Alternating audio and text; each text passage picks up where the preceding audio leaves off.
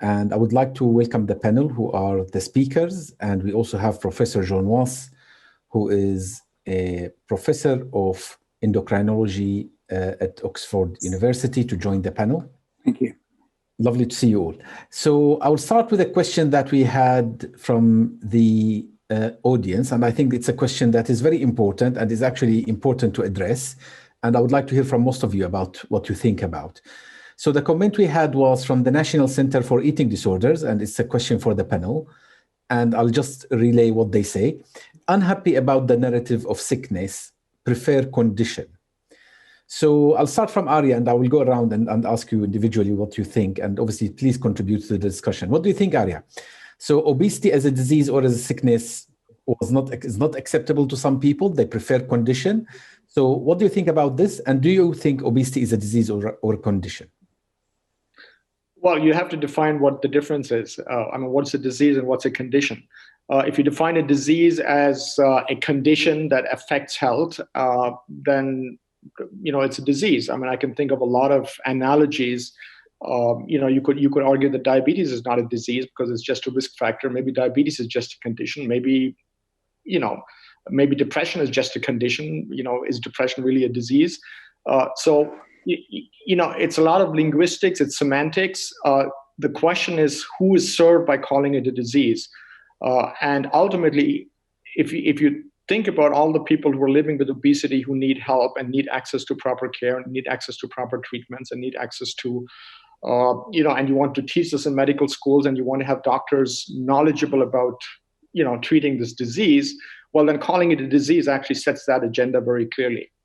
If you keep calling it a risk factor or it's a condition or it's something that, may not even be serious for most people, then you're never going to get that help because it's never going to be the emphasis in medical school. When I was in medical school, what did I learn about obesity? I learned, well, it's not really healthy to be fat. And if you see people with excess weight, then tell them to lose weight. That was my extent of learning. Once you call it a disease, it means that medical students, for example, have to get the same level of education, the same rigor that they would get in, for example, treating someone with diabetes, et cetera. So I think there's a huge benefit for people living with obesity when you actually acknowledge that this is a complex medical disease that requires treatment. Now, this does not mean that every person who lives in a larger body needs treatment. There are people out there who, as I said in my presentation, that you can be pretty healthy across a wide range of shapes and sizes. And so if you look at the latest Canadian obesity guidelines, we make that very clear in the guidelines. We are not talking about obesity as simply having a BMI above a certain number. We define obesity as having excess body fat that actually affects health. It has to impair health. If it's not impairing health, which means if you are feeling that your fat is not contributing to your health, is not a problem, well, then you don't have a disease. And then the term obesity does not apply to you in a medical context. So I think that there's a lot of wins for calling it a disease. It doesn't mean that anybody who doesn't self-identify as having a disease has to be said that they have a disease. That's not the implication. But I think there's a lot of people out there who would absolutely benefit from this being a disease because it would provide access to care. Thank you very much, Arya. Before I continue this discussion, I just want to remind the audience that they can send questions via the link below the stream. So please do so if you have any burning question. Rebecca, from your point of view, there is this concern in the field, in some people in the field, that calling obesity a disease might have more harm than good. What do you feel about that?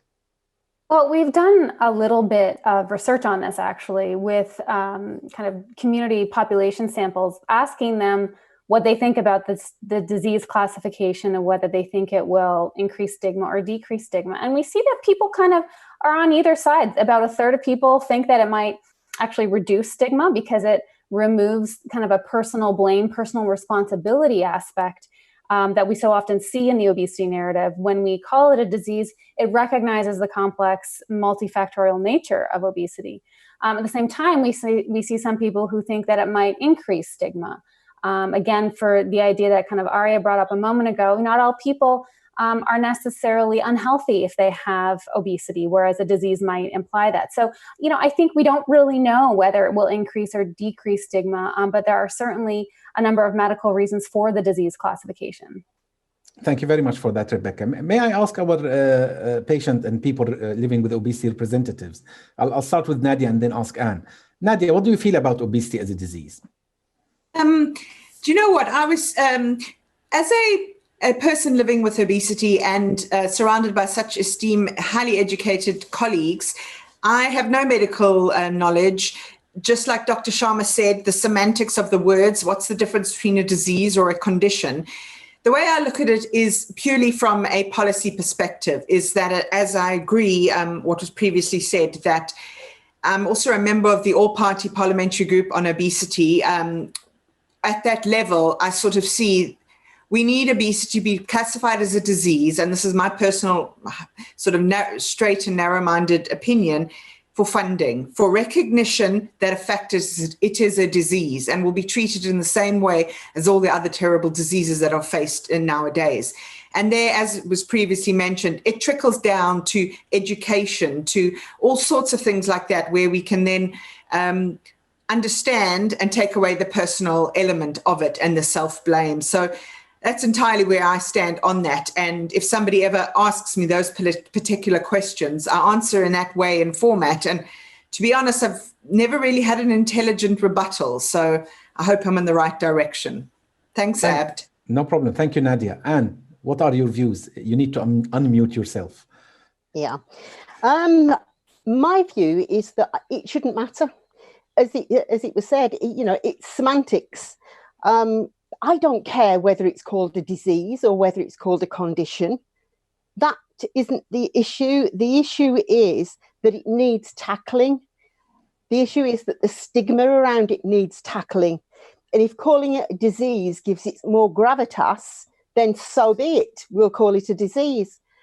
I really don't, if I'm absolutely honest, and maybe this is my age talking, I think it's childish to get into an argument about what you call it. Thank you very much. Rachel Batterham, do you want to add any points? Because I want to take this next to John after that, but please, do you have any points to add to this? Again, I think that if we're looking to improve health, then part of the problem is that we use BMI. And when we use the impact of excess adipose tissue on health, then it's a disease. We know there are genetic, biological causes, some drugs that cause it, and the impact upon health for the people who I see is such that I would absolutely classify it as a disease, but not use BMI as the cutoff. Indeed, and even those healthy people are at increased risk of health problems. So at that time, it is a risk factor, but when it is impairing health, it is a disease, and I totally agree with that. John Was, I'm going to take next to you because the word policy was mentioned. So you deal with policymakers a lot, and you have fantastic efforts to try to improve obesity care in the UK. Do you see obesity stigma interfering with what we do? Do you see there is an impact of stigma on policymakers in the UK? Yes, I think there is an impact of stigma. And I think that one of the benefits of calling it a disease is that should decrease it. We've heard from Rebecca about that. What would be interesting to discuss, I think, and hasn't been discussed yet, is what the benefits of calling it a disease are in the countries that have caused it as a disease, because I think that would actually bring strength to our arm in terms of calling it a disease. You've heard from somebody that Matt Hancock was very keen to call the person's weight his or her own responsibility. And it's generally, to my way of thinking, the politicians that don't like calling it as a disease, because I think they will have more answers to give if it is a disease and they actually have to do something more about it. So to return to your question, yes, I think that the fact that facilities are not well developed in this country at the moment for people who have severe and complex obesity is largely related to the stigma that there is. And I think that really an important aspect of that is to understand what benefits calling it a disease has accrued in countries that have, like Canada and the United States. Thank you very much for that, John. Can I just now try to address the point about stigma? So we all agree that obesity stigma is harmful. It's harmful from multiple aspects and is harmful on many levels, but we are not still clear. How can we actually address it? I mean, we've got the stigma in the public domain, how can you address it? How can you address it within the health practitioners community? How can you address it in the policy setting? Any thoughts about what's the best approach to address stigma? And again, I'll go around the multiple people. So I'll start with Arya again. Arya, what are your views about this? How can stigma be addressed? Well, I think ultimately it has to be addressed by changing the narrative, because once you change the narrative and once you tell stories, and in fact, actually what I find is the most powerful influence on all of this is every time I see someone who's been living with obesity present, whether it's to a professional audience or a lay audience, you can actually watch the audience change their opinion. Because behind every single case of obesity that I've ever seen in my practice, there's always a story. And in most cases, those stories, if they are well presented, are absolutely relatable. And so I think this comes back to what I talked about in my presentation. We have to change the narrative. And that has to be done by using different language and by making sure that when somebody says this is all about eating too much and not moving enough, we actually step in and say, well, sorry, but that's incorrect. And we have to really try to get people to understand that we're dealing with a very, very complex problem. And there are lots of examples there where nobody would argue. I mean, nobody in their right mind would argue that a kid with Prader-Willi syndrome, is personal responsibility and that kid has made a choice to have obesity. Nobody would argue that a veteran coming back from Afghanistan who has PTSD and ends up gaining, 50 kilos, that is a lifestyle issue and that this is somehow self-inflicted and that this is just a matter of choice. We have to find those narratives, and I can tell you they're very easy to find because every single person has a story. And I think those stories are extremely powerful, and we need to tell them, and we need to have the people with those stories tell their stories. Thank you, Arya. Very useful. Rebecca, what are your views? Well, I think what we're really talking about here is shifting societal attitudes. And I think it's going to be very difficult to do that without laws and policies in place that make it illegal to discriminate on the basis of weight. And right now it is legal almost everywhere to discriminate on the basis of weight. Most of the policy progress that has been made, or the focus has been on medical treatment access, insurance coverage for obesity treatment, but we are not seeing policy efforts sufficiently address this as a social injustice. And, I think when we talk about prohibiting weight discrimination, it doesn't matter if you have a BMI that classifies you as having obesity or overweight, or it doesn't, those particulars don't matter. What matters is that we need to pass laws that make it illegal to discriminate on the basis of body size. And I think as long as we don't have those policies, it sends a message to society that it's tolerable to have discriminatory attitudes. It's tolerable to treat people unfairly because of their weight in employment and education settings and healthcare facilities and the media. So I think it's going to be hard to really make significant shifts without those kinds of broader types of legislation. Anne, and then Nadia, what do you think? Legislation to fight stigma. What do you feel?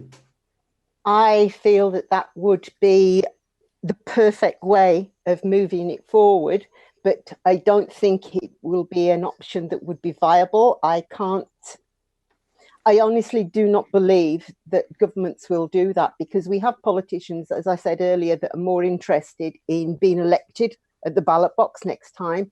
So they will not make what they consider to be unpopular decisions.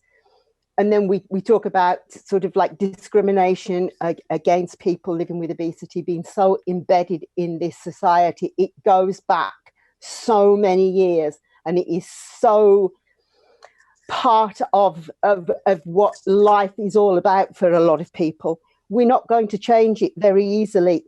What is the answer? The answer is education. It's educating the public about the biology behind obesity, about the psychological damage that's caused to people living with obesity through discrimination, through shameful tactics.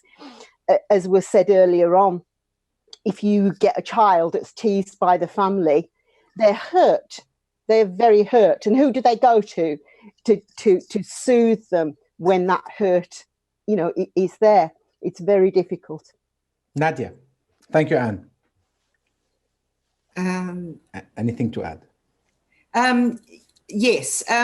Basically, I obviously would like to draw to the attention that all people living and suffering with obesity, we don't all think the same. And I think that's quite clear. You know, I think Anne is wonderful, but it's clear that we don't have the same ideas of how to do things. But we all have one common thing, is we are living with obesity, and we have been exposed to the stigma. So ultimately, my idea of how to address the stigma, and this is a personal as well. I want to get involved in every possible thing as a person living and suffering with obesity on the ground level. Go to the primary healthcare providers, go to your surgery, have champions. And that's what I love about Obesity Empowerment Network, is we have champions who are advocates. We're out there in our local communities talking about obesity. It's all very well to have it in policy, call it a disease, but we need that personal one-to-one accessibility to say, this is my story and you can relate, but not in a way that is a doctor-patient, but it's a patient-patient. And just to end off with my thoughts there, is that I actually approached my surgery a while back and I wanted to present to the patient groups about obesity. I explained, I said, this is my story. And sadly, whatever the reasons are, I'm still waiting for a response. So that's where we need to get in, and that's how I would try and address the stigma. Thank you very much, Nadia. I'm going to ask one more question. I would love to continue with you a lot longer, but time is coming to an end. One question which will go to Rachel and John, because it's a UK, there's a UK spin to it. So the question is that, how about being referred again and again by healthcare professionals to do lifestyle interventions? So the patient get referred again and again after they regain the weight for lifestyle interventions. Don't you think that this is a damaging narrative and just reinforcing the stigma and have negative impact on patients? What do you think, Rachel? I agree entirely. We now understand the biology. If one treatment doesn't work in any other area, then we move on to another treatment, and we need to actually move people along the treatment pathway and actually let them access treatment that we know works, and remove the barriers and the stigma that unfortunately healthcare professionals often carry. Thank you, Rachel. What do you think, John? So I think I've got to be quite sanguine. It seems to me that there's still stigma in Black Lives Matter. There's less stigma in HIV than there was. And I'd like to understand exactly why that is, because those two factors, in my way of thinking, are important and different. The next thing is bringing laws in and education, and I quite agree that those are the right way forward. And influencing newspapers, politicians are also another important aspect of this that I think are important for the future. Thank you very much, John. There is one question about what to do about weight regain after surgery from a patient. I just say we can't really answer medical questions here. Please go to your healthcare professional, but there are solutions for people who regain weight after bariatric surgery. I would like to end it here just because of the time. It was wonderful having you all around. I'm really grateful to all of you, all the speakers, all the panelists, all the attendees. I would like to thank the Association for the Study of Obesity for organizing this, and Novo Nordisk for providing the support for this webinar. And it was a really great pleasure to talk to you all. Thank you very much. Thank you, Abd. Thank you.